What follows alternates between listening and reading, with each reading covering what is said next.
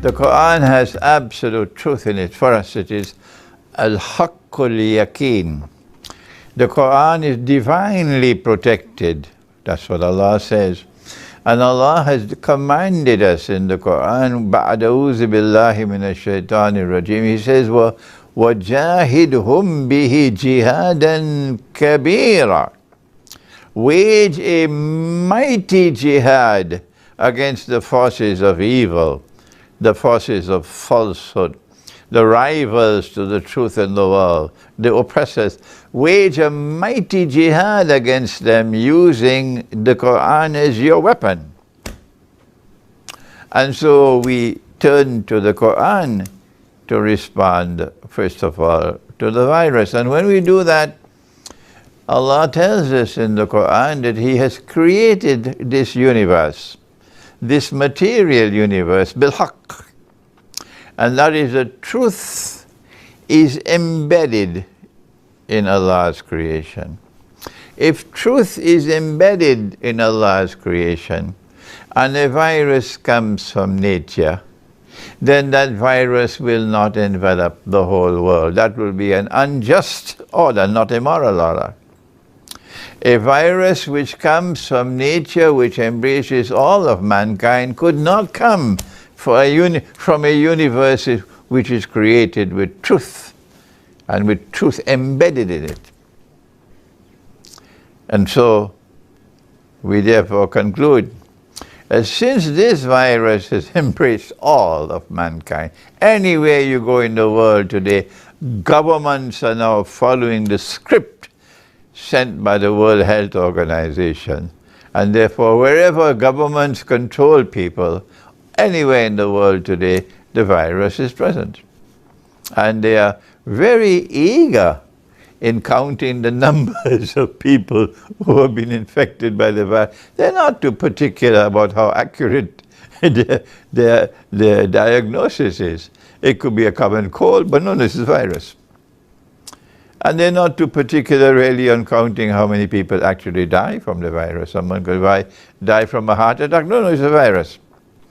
This kind of slipshod calculating indicates to us that those who are behind this virus, it's not from nature, it's from a laboratory. And they are, in fact, pursuing biological warfare. This could not have come from nature. This is my first point, that it is in conflict with our book, the truth which comes from our book, that a virus could embrace all of mankind at the same time. That's not possible from the truth which has come from the Quran. Since the virus has come from a laboratory, it's manufactured, it constitutes, as I said, biological warfare. I have given the analysis many, many times so far in this last 1 year or so that we've been living with the virus, that we can recognize the end game. That the end game is located in the Holy Land. And so this virus has Zionist roots in it. Because the end game is the Holy Land. And therefore, we anticipate, and when we speak and give our views, of course, only Allah can confirm that we are correct. But that does not mean that we should not offer an opinion. Our opinion, which is subject to the caveat that only Allah knows whether it is true or not, our opinion is that this virus is going to continue for several years. It's not going to stop now. This phenomenon has never existed in human history. It's the first time it's taking place. And therefore that should alert our medical scholars that you should not analyze this subject purely from a viewpoint of medical knowledge. So how would Nabi Muhammad, Allah's blessings be upon him, how would he respond if he was here today in Islamabad? I hope you will not be offended by my question, because you proclaim your love for the Prophet. Yes, you proclaim it. So if he were here in Islamabad, how would he respond to the virus? That's the question. And if I raise my voice, it's because of frustration, because our people no longer think.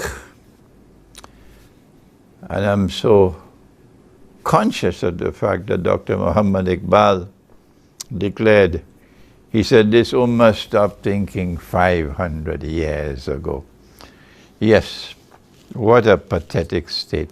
When will you learn to think instead of slavishly following the World Health Organization? This is what our Prophet said, alayhi salatu wassalam. He said, if you are in a location where the virus is struck, don't leave. And if you are outside, don't enter. Indicating that he was conscious of the fact that the virus can be contagious, meaning it can spread from one person to another. I don't know whether this knowledge was in the world at that time.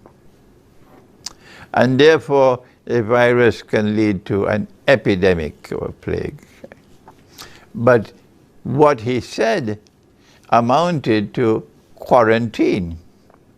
So yes, our Prophet, Allah's blessings be upon him, would impose a quarantine.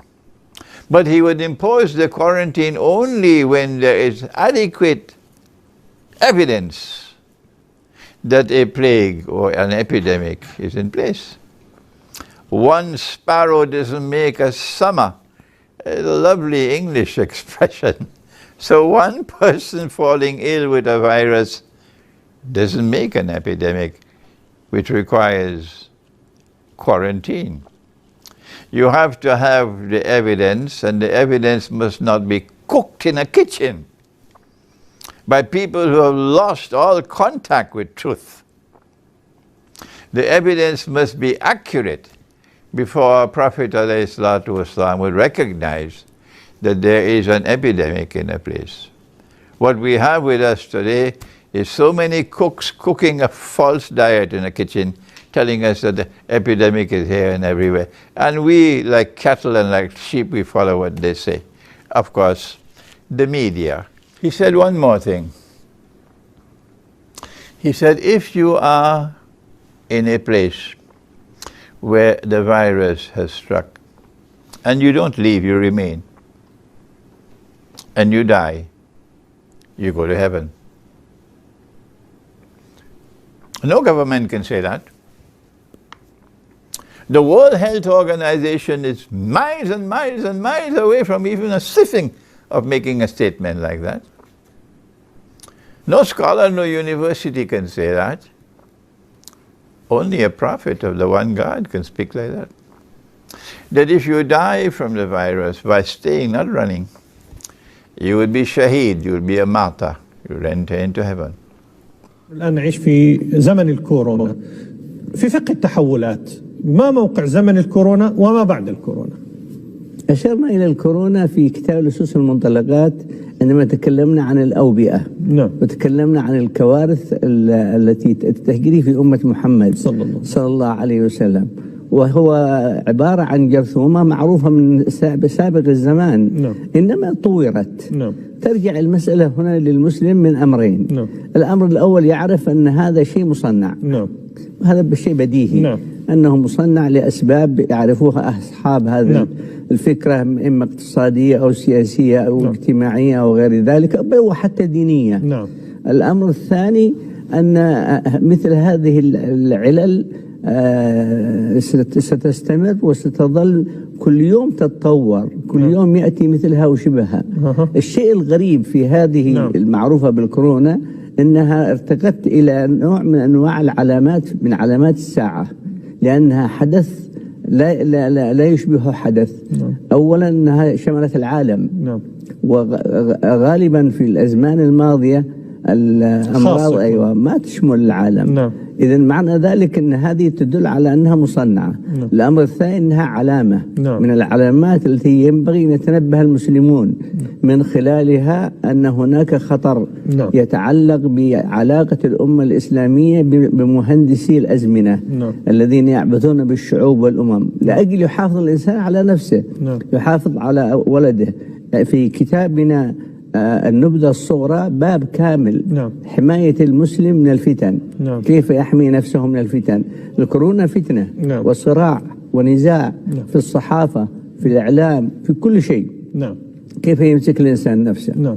يتجنب الأمر، ألزم بالقيام بما ألزم به من التلقيح أو التطعيم، يقوم بذلك كمهمة تلزم أمام ولي الأمر. استطاع أن يتجنب ذلك يتجنب ذلك ما استطاع، لكن المهم يعرف أن هذه فتنة يريد الله سبحانه وتعالى بها أمر أجراه على أيدي أعداء الإسلام في الأمم.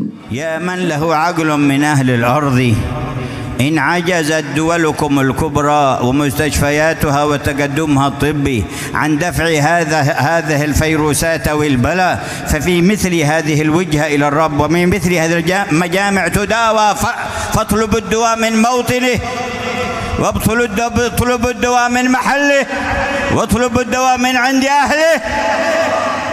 فما جعل الله خيرات الأمة بيد كفار ولن يجعلها، ولا جعلها بيد فجار ولن يجعلها، وخيرات الأمة بيد على يد الأنبياء يرسلها، وعلى يد الأصفياء من بعدهم يبديها ويبرزها. الله الله الله جل جلاله وتعالى في علاه.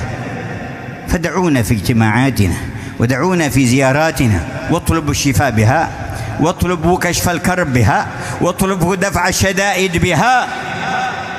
فلا والله ما تداوى الأمراض ولا العلل ومختلف النوائب بإغلاق المساجد، لا تداوى بهذا، ولا تكشف الكروب بهذا، ولا بإبطال الجمع. من زين لهم أن هذا ينفعهم؟ وكل من سارع إلى هذا أدى فيهم أكثر، والمرض عندهم أشد. من أين؟ وإذا مرضت فهو ما هو الهيئة الطبية، فهو يشفين جل جلاله وتعالى في علاه. وإلى متى ينبهكم الله ولا تتنبهوا، ويذكركم ولا تتذكرون؟ وإن في ذلك لذكرى لمن كان له قلب أو ألقى السمع وهو شهيد جل جلاله. وكم في الكون من عبر، وكم في الكون من آيات، وسنريهم آياتنا في الآفاق وفي أنفسهم حتى يتبين لهم أنه أولم يكفي بربك أنه على كل شيء شهيد، ألا إنهم في مرية من لقاء ربهم، ألا إنه بكل شيء محيط، ألا إنه بكل شيء محيط، ألا إنه بكل شيء محيط. فليطلب دواء القلوب ودواء الأجساد بالصدق مع رب العباد، وبالورود إلى موارد أرباب المحبة والوداد من ورثة خير العباد صلى الله عليه وآله وسلم. اللهم ارفع أعلام أهل هذه الهدايات، واجعلنا ممن ترعاهم منك عين العنايات، وبارك لنا في هذه الخيرات.